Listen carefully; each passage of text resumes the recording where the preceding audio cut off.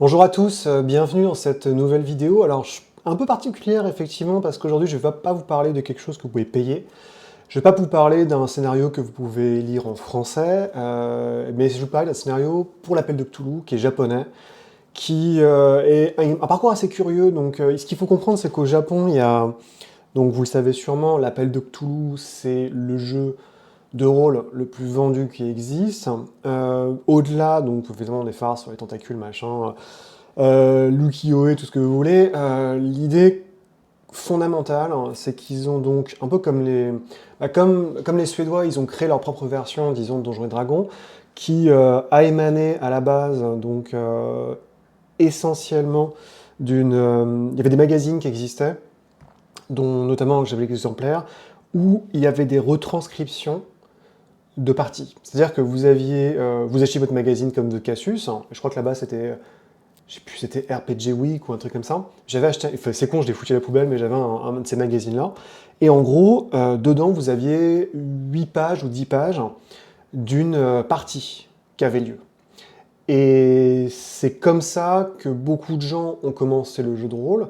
Donc, d'un côté, il y a eu des alternatives comme Sword Quest qui sont sorties, qui sont grosso modo qui sont des alternatives à Donjons et Dragons, comme il y a des alternatives qui ont été faites à Donjons et Dragons, comme Dragonbane, donc Drakkar and Demoner, avec l'utilisation notamment d'un système Chaosium. Chaosium était quand même, le dessin était quand même quelque chose d'extrêmement important et propagé un peu partout à travers le monde. Et aussi, par exemple, Lodos. Vous connaissez peut-être le Record of Lodos War, donc la guerre, enfin, je sais plus, c'est les chroniques de la guerre de Lodos, hein, qui est devenu un dessin animé extrêmement connu dans les années 90, qui est passé, qui à la base est une campagne de Donjons et Dragons qui était dans ces magazines-là. Vous pouvez, si vous le souhaitez, lire l'intégralité des retranscriptions de la guerre de Lodos, donc de la campagne de Donjons jouée par des Japonais en anglais. Il y a un mec qui est assez fou qui les a traduites, j'essaierai de vous trouver le lien. Donc ce qu'il faut comprendre, c'est que, enfin, il faut que j'arrête de dire ça, au Japon, l'appréciation du jeu de rôle se fait essentiellement par une sorte d'activité parasociale, hein, qui où le plaisir est tiré de lire les aventures de quelqu'un. Donc d'abord sur papier, puis évidemment très vite ils ont adopté avec non pas YouTube mais Nico Nico Doga, qui est l'équivalent de YouTube ou de Twitch, avec une interface un peu dégueulasse, et je crois que vous ne pouvez pas la consulter sans VPN, mais il y a vraiment des très très très très grosses communautés dessus, sur tous les domaines, sur n'importe quoi, et le jeu de rôle en fait partie. Le jeu de rôle va donc acquérir, vraiment, va sortir de son ornière qui existe, hein, évidemment, donc l'appel de Cthulhu continue à être traduit. Il y a pas mal de traductions qui sont faites, notamment je tuerais pour récupérer l'édition japonaise de Hearthstone, parce que toutes les illustrations de Hearthstone ont été refaites, je crois, par Terada, qui est un illustrateur qui a fait notamment Monkey King, qui a bossé sur les illustrations pour les vieux Final Fantasy, mais plutôt pour les manuels et compagnie, qui a un style absolument démentiel. Et le bouquin est très très beau. Donc c'est pas juste des traductions qu'ils faisaient, ce qui était fort, c'est qu'ils se le réappropriaient, ils changeaient les dessins, il y a des trucs très très chouettes. Ils ont fait des campagnes pour Cthulhu qui sont aussi comme... comment dire, enfin, ils ont fait une sorte de suite aux, aux ombres de Yog-Sothoth. Pas mal de petites choses comme ça, un peu exclusives, hein, qui sont complètement passées un peu sous notre giron, enfin un peu qu'on n'a jamais reçu. Il y a eu une tentative à un moment, Chaosium a failli traduire un supplément sur l'époque Sengoku, donc des royaumes combattants, qui avait été fait en japonais, et dans la version japonaise, c'était marqué bientôt sera traduit en anglais. C'était pas mal, enfin, il y avait tout un truc où ça impliquait évidemment, parce que c'est leur passion, la chute d'Oda Nobunaga et la trahison par Akechi, qui est vraiment fondamentale dans l'historique japonais, qui est le passage en fait de la fin de l'âge du Sengoku jusqu'à l'époque, disons, de l'Ancien Empire, donc le moment où les Tokugawa vont prendre contrôle du pays, vont complètement fermer aux étrangers. Et ça devait être traduit, mais ça s'est pas fait.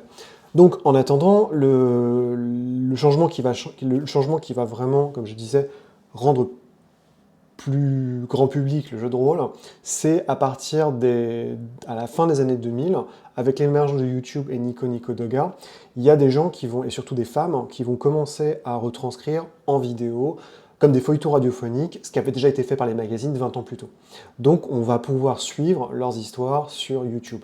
Évidemment, aujourd'hui, ça vous fait sourire, parce que vous savez qu'il y a les actual plays, vous savez qu'il y a plein de choses qui sont faites, mais pour ça, il est vrai que la communauté de jeux de rôle japonaise a très vu le filon et a réussi à avoir ce côté parasocial, parce qu'évidemment, on s'attache aux personnages, on s'attache aux joueurs, c'est quelque chose qui est extrêmement fort au Japon, c'est pour ça qu'ils ont les youtubeurs virtuels aussi.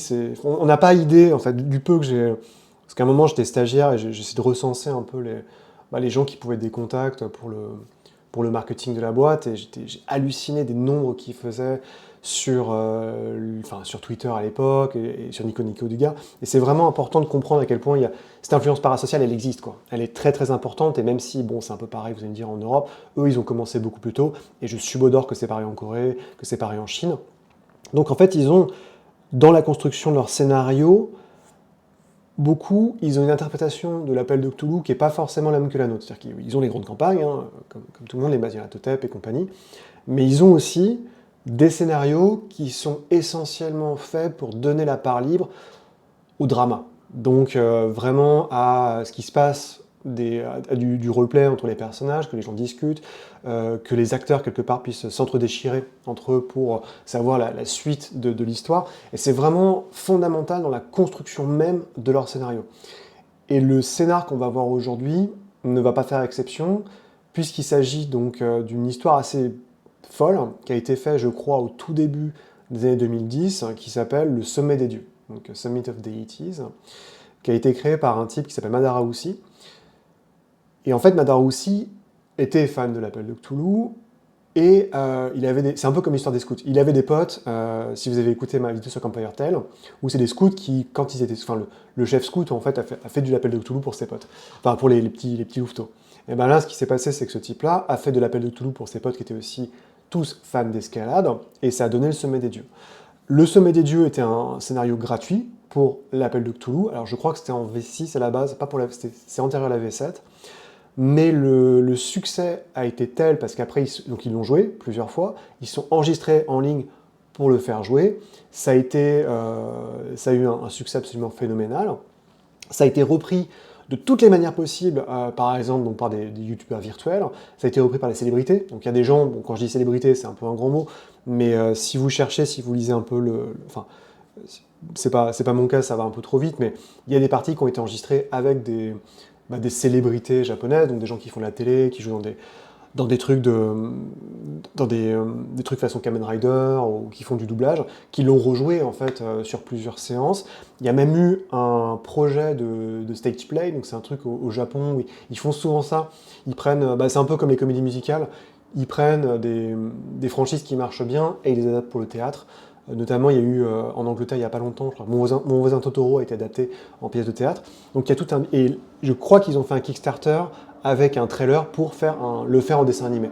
Donc c'est vraiment pour vous montrer à quel point c'est pas juste un scénario, c'est vraiment l'un des scénarios de l'appel de Cthulhu qui est le plus célébré au Japon, et qui jusqu'à très récemment n'avait pas de traduction en anglais, et ça a été fait par un type qui s'appelle Jodas Great, qui je crois est un traducteur américain qui vit au Japon, et qui a commencé en fait, donc c'est entièrement gratuit, hein. C'est-à-dire que le supplément de base est gratuit, le scénario est gratuit, et la traduction est gratuite. Mais Jodas Great a par exemple traduit professionnellement des scénarios que vous pouvez trouver pour l'appel de Cthulhu sur DriveThru RPG, j'essaierai de les acheter, de les lire un peu plus tard. Donc évidemment, vous dites, bon bah c'est gentil ton truc, mais de quoi ça parle? Donc l'idée c'est, vous voyez, bon alors c'est très animé évidemment, parce que c'est au Japon, mais l'idée est la suivante.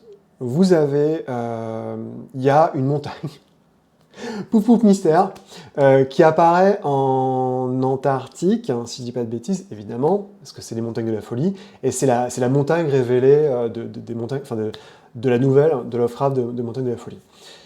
Il y a un avion qui se crache au-dessus de l'Antarctique, c'est très Tintin, et vous jouez l'équipe qui est là pour les sauver. Donc en gros, l'Antarctique est là, enfin vous êtes des grimpeurs confirmés, avec donc notamment le type qui est en orange, qui est le chef d'expédition, la nurse, donc l'infirmière qui est là pour soigner les gens, une espèce de gamin insupportable australien qui est là parce que son papa finance l'expédition, et les PJ qui sont derrière.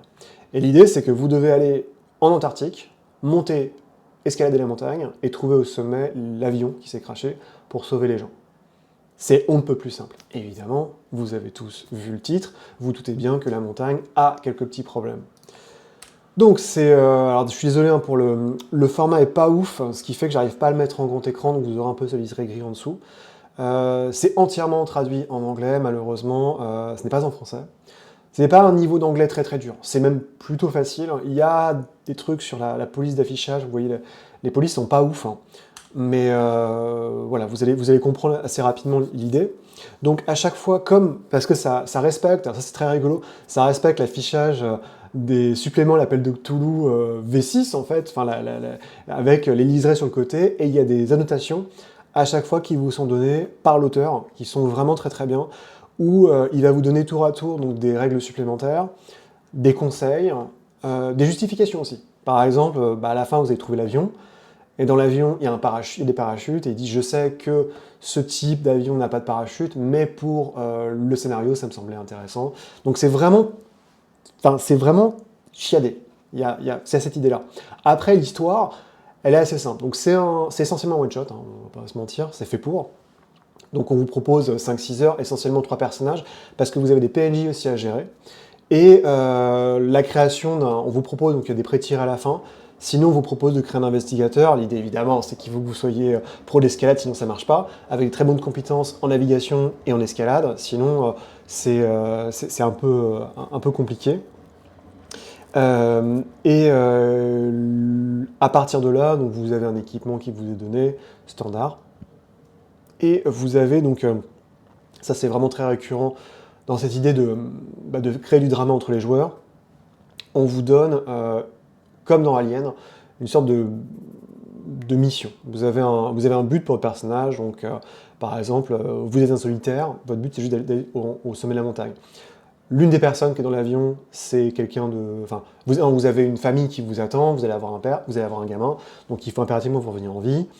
Vous savez que l'un des...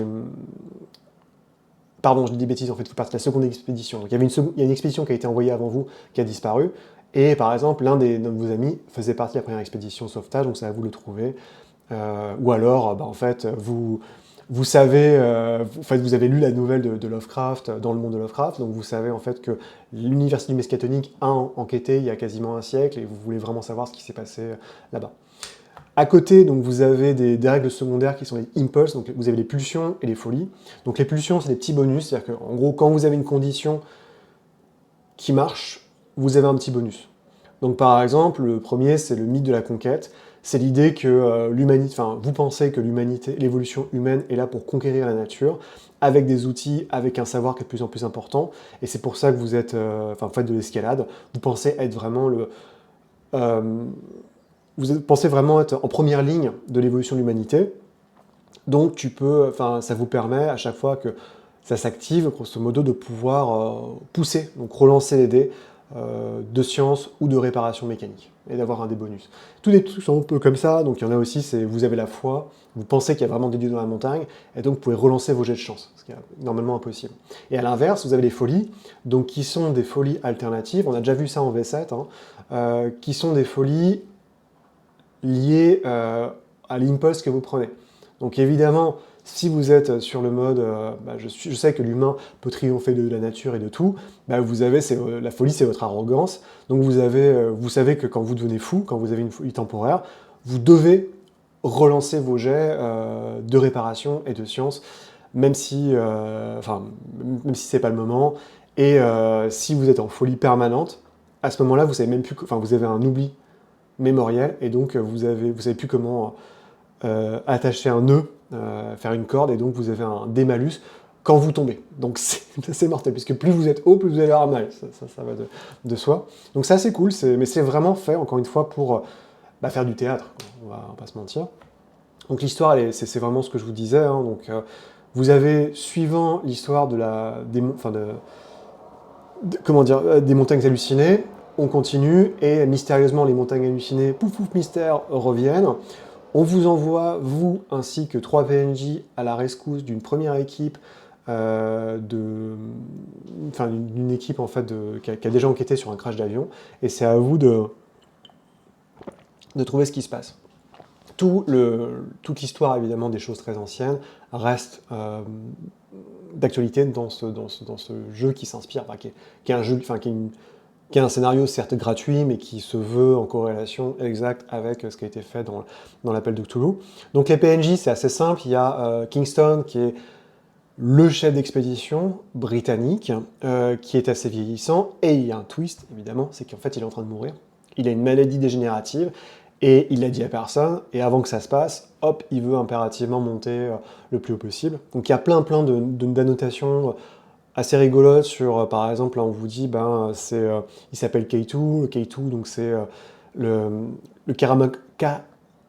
Karakorami sommet, donc sommet Karakorami, qui se situe à 8600 d'altitude, qui est le second plus haut du monde, et patati, donc on vous donne la raison de son surnom, ce que ça signifie. Donc il y a plein d'explications comme ça pour les gens qui ne sont pas, disons, des pros de l'escalade comme moi, ce qui est assez cool.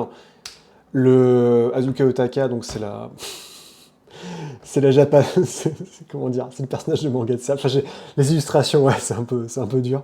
Mais bon, c'est complètement gratuit et je pense que c'était fait bénévolement. Donc c'est une médecin en fait qui est là pour aider, pour essayer de soigner les gens. Elle a fait de l'escalade, mais elle n'est pas aussi perfectionnée que les autres. Et Cozy Usko, alors le nom, je sais pas trop comment il a été chercher ça, mais c'est une sorte de mec hyper arrogant qui veut prouver qu'il est le meilleur et qui se considère comme étant un excellent alpiniste, mais en fait c'est pas forcément le cas. Et le scénario donc se divise en différentes scènes, je crois qu'il y en a à peu près 18, avec à chaque fois, donc par exemple, le début c'est on met l'équipe sur place, comment ça se passe, comment les gens se réunissent, le briefing évidemment, avec l'idée que vous pouvez sélectionner votre équipement, préparer votre corps physiquement parce que vous avez plusieurs semaines, pour vous donner des bonus temporaires. Tout le scénario repose sur une attrition, à savoir que plus vous allez monter haut, plus vous allez perdre de points de vie, et le but c'est d'arriver en haut sans être mort. C'est assez simple.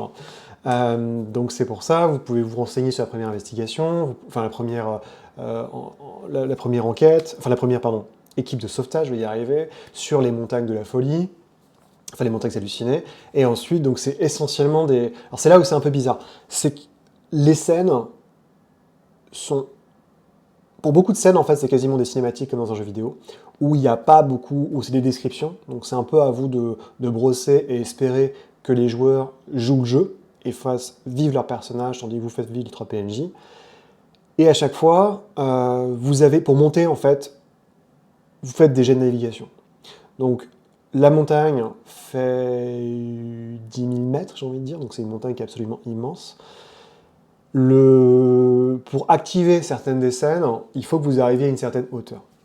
Le jet d'escalade se fait de la manière suivante. Vous déterminez En fait, vous faites un jet de navigation pour déterminer déjà chaque jour le temps. Donc évidemment, plus le temps est horrible, moins vous voyez, plus vous avez de malus et plus vous perdez de points de vie. Ensuite, vous faites votre jet de navigation, qui se fait donc par ordre de dextérité, la plus haute vers la plus basse. À chaque fois que vous le faites, vous perdez les points de vie qui sont liés au temps. C'est-à-dire que si vous ne bougez pas, techniquement, vous ne perdez pas de points de vie, mais vous avez des rations et ça. Vous pouvez alterner dans l'ordre pour savoir qui passe devant pour aider.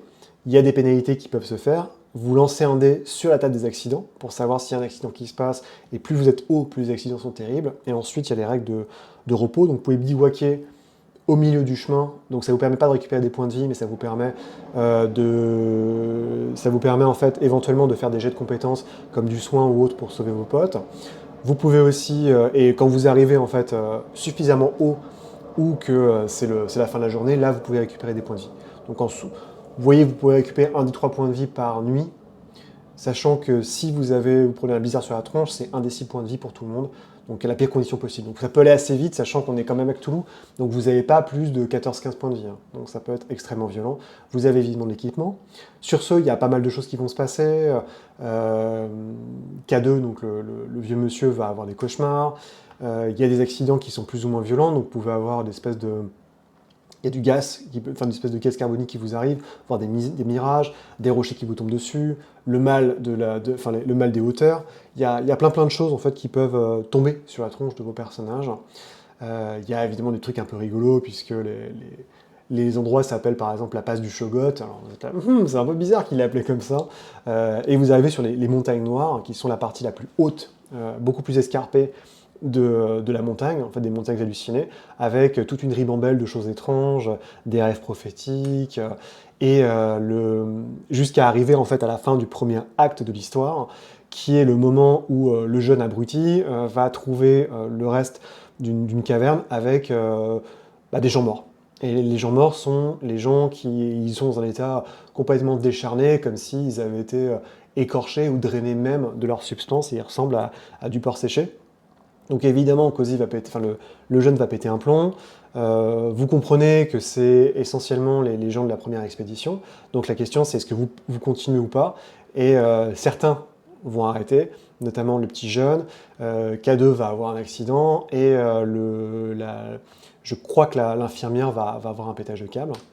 Donc c'est à vous vraiment de t'en dire fuck it, on va continuer. Donc là, vous avez à nouveau des difficultés par rapport aux murs de glace sur lesquels vous allez tomber, qui sont complètement nouveaux, où là, vous devez choisir à chaque fois quelqu'un qui grimpe et quelqu'un qui le protège, je crois, si je dis pas un belayer, donc c'est une nouvelle compétence qu'ils ajoutent. Donc c'est la personne qui est derrière pour le protéger si jamais le mec qui est devant tombe. Donc c'est une autre compétence, vous faites un jet d'escalade qui est de plus en plus compliqué. Et évidemment, c'est les chutes qui sont extrêmement violentes, puisque vous pouvez très rapidement perdre votre assureur fait un jet pour vous assurer, et s'il n'arrive pas à vous retenir dans votre chute, vous subissez 1d6 de dégâts par 3 mètres. Donc ça peut aller très très vite si vous tombez très haut, sachant qu'au max, si le belayer arrive à vous stoffer, maximum vous prenez 2d10 de dégâts, donc ce qui est extrêmement violent, et sinon, vous faites pastèque, quoi. Enfin, à ce niveau-là, c'est extrêmement compliqué d'en revenir. Donc malgré, vous arrivez enfin quasiment à 8000 mètres, on appelle ça la zone de mort, c'est le moment où vous perdez tout le temps des points de vie quand vous vous reposez, donc c'est extrêmement compliqué de survivre, et c'est là où vous n'avez pas trop le temps de rester, sachant que vous avez évidemment vous continuez en fait à avoir des visions, des hurlements, donc je dis des bêtises, il n'y a que le jeune qui est techniquement, alors ça dépend du jeu, mais là on vous donne des éléments où c'est les dialogues des PNJ, il y a le petit jeune qui est parti, mais par contre l'infirmière et le K2, donc le vieux, sont toujours présents. Et vous arrivez évidemment vous trouvez un mort qui a un journal ancien qui vous explique et tout, c'est très bizarre, ce mur il est pas complètement normal, j'ai essayé de mettre mes crampons puis il a bougé, et si vous trouvez ça, donc ça c'est, en plus si vous jouez le type qui a perdu son pote dans la première expédition, en fait c'est votre pote, et ils vous disent vous devriez repartir, mais si vous continuez, bonne chance, et il vous dit attention, il y a du liquide noir qui sort de cette partie de la montagne. Donc évidemment, c'est là où vous tombez sur tous les restes de la première expédition un peu plus tard, donc c'est un véritable cauchemar. Ils ont été eux aussi drainés et réduits en pastèque, en beef jerky, mais par contre, vous pouvez récupérer un peu de munitions avec le journal. Ce qui évidemment aussi implique à chaque fois des jets de santé mentale, pour enfin arriver sur le grand mur noir, qui est la dernière difficulté que vous avez avant. Si vous avez le journal, ce qui est important, vous pouvez avoir des bonus pour essayer d'escalader, sinon c'est extrêmement compliqué. Et enfin, vous arrivez tout en haut, donc à 10 363 mètres en hauteur, ça y est, vous êtes au sommet des dieux. Ce qui vous permet un peu de contempler si vous êtes encore vivant, s'il y en a qui sont morts, la folie de ceux qui ont enfin réussi. Donc tout le monde est content et vous communiquez. Et K2 et Azuma sont restés plus bas, parce qu'ils ne sentaient pas d'attel, donc techniquement il n'y a que les PJ qui sont au sommet, et ils vous disent c'est super, redescendez, on vous attend là où sont morts les mecs de la première équipe. Et évidemment, quand vous descendez, vous tombez sur, donc il y a un autre pan, vous avez une caverne dans laquelle vous trouvez les restes de l'avion. Vous apercevez que la caverne n'est pas complètement naturelle, que la caverne s'avance quasiment comme une sorte d'intestin, et vous réalisez que la montagne n'est pas une montagne, mais que c'est un être vivant. En fait, c'est une sorte d'amalgame de Shogot. Et donc, soit vous devenez fou, soit vous dites, ok, on descend dans la caverne. Donc, vous pouvez redescendre en fait pour essayer d'arriver beaucoup plus en contrebas, mais vous ne savez pas où vous allez. Et vous tombez évidemment sur des ruines, il y a des choses très anciennes qui sont présentes. Sinon, vous pouvez tant pis redescendre enfin par la surface extérieure, mais c'est très dangereux. Ou alors, si vous êtes vraiment des oufs, vous pouvez prendre les parachutes qui sont dans l'avion, sauter en espérant arriver au sol, ce qui, bizarrement, est plus facile que toutes les autres options, mais dangereux parce que si vous ratez, bah, c'est fini, quoi. Et le fait de réaliser enfin, si vous enquêtez dans les ruines, vous pouvez potentiellement, alors c'est là où c'est un peu rock'n'roll quand même, par votre folie, comprendre en fait ce qui se passe et savoir que bah, potentiellement vous pouvez contrôler la montagne qui est une entité du mythe. Et si vous faites ça, en la contrôlant, vous pouvez donc, en drainant votre magie, générer une route qui est beaucoup plus sûre pour descendre. Et normalement, si vous avez survécu, il y a une équipe qui vient vous chercher, vous êtes envoyé à l'hôpital le plus proche, et félicitations, vous n'êtes pas mort, vous avez survécu à l'ascension du plus haut pic qui existe dans le monde et au niveau surnaturel. Donc on a une petite carte, c'est sympa, qui vous donne le passage. En gros, il y a 10 étapes hein, pour aller très vite. Vous avez des éléments qui sont donnés par le traducteur, qui sont assez intéressants, que je vous encourage à voir, sachant qu'il y a eu plusieurs versions, puisque, donc comme je disais, hein, ça a été basé sur la 6e édition, pas la 7e, donc il y a des personnalisations, des modifications qui ont été faites. On vous donne 3 PJ, puisque le jeu est fait pour être avec 3 joueurs, pour jouer qui ont tous des compétences évidemment, soit en navigation, soit en soins, soit en escalade.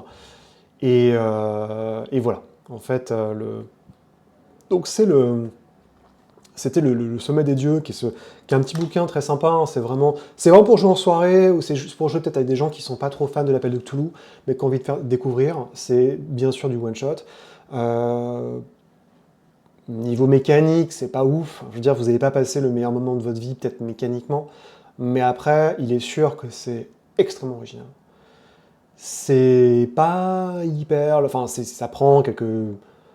Ouais, ça prend quelques libertés avec l'appel de Cthulhu, mais c'est pas grave parce que tout est au service vraiment de construire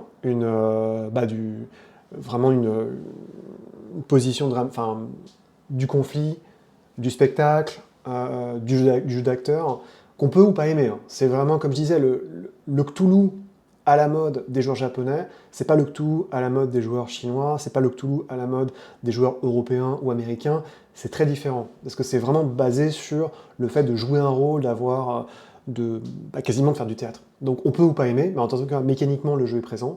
Il y a des règles, ça joue plutôt bien. Évidemment, si j'avais le temps, je vous le traduirais, mais bon, voilà, quoi. Mais c'est bête, ouais. Il faudrait que quelqu'un le fasse en français, parce que c'est quand même c'est vraiment bien pour l'initiation. Vraiment, je pense que c'est un super truc pour l'initiation. Tout le monde tout le monde peut comprendre les dangers de l'escalade. Et la sous-couche Lovecraftienne qui arrive derrière peut être plus ou moins modulée selon l'atmosphère au commencement de vos joueurs. Donc ça reste un très bon produit amateur qui a prouvé sa force un peu inconsciemment. Je pense pas je ne vais pas me placer, mais je pense pas que les créateurs avaient à dessein de devenir une sorte de phénomène socio-populaire au Japon, et quelque part tant mieux pour eux, hein, c'est exactement ce qu'ils méritent.